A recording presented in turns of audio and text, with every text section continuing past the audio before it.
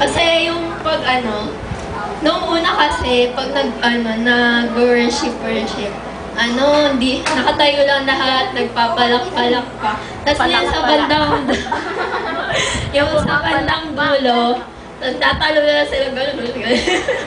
Paano sample? Ginawa mo na nga ngayon eh. Panaw niya na dun sa video. Ayaw nga. Ayun. Yung parang talaga pag nag-worship sila, yung talagang masaya sila, full-hearted, gano'n. Tapos nun yung, Tagilid din yung kamay niya.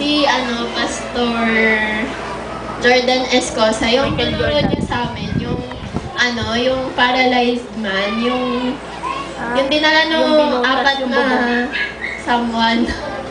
Apat, yung paralyzed, tapos nun yung ginawa nila, binutas nila yung